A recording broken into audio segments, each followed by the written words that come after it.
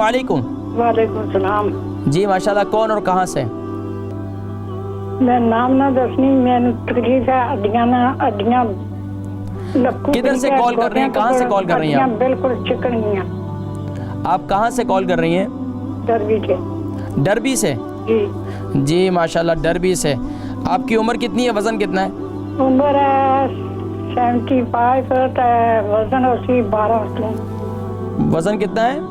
12 stone. 12 stone. अच्छा, तकलीफ़ क्या है कि आपके जोड़ों में दर्द है?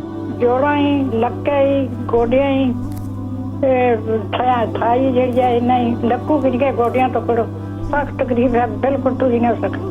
ठीक है, आप प्रोग्राम देखें, मैं जिक्र करता हूँ। डरबी से हमारी बहन थी, उन्होंने अपना नाम नहीं बताया। 75 इनकी एज है और 12 स्टोन का वजन है। जोड़ों में दर्द है, कमरों में दर्द, कमर में भी दर्द है, घुटनों में भी दर्द है।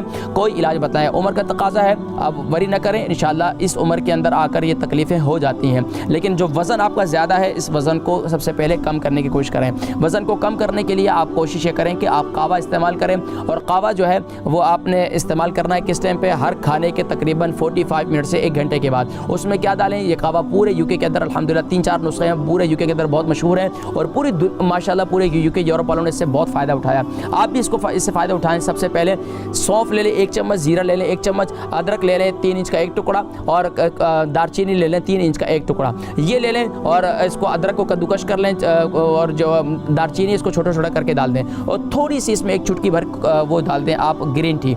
इस कावे को अच्छी तरह उबालें। 1 कप कावा बनाना है तो 2 कप पानी डालें, उसको अच्छी तरह उबालें। उबालने के बाद इस कावे को, अगर शुगर नहीं है तो आप इसमें शहद डालकर इस्तेमाल करें, अगर शुगर है तो आप शहद न डालें, इसको ऐसे ही कावे को पिएं, ये आपके लिए बहुत मुफीद है।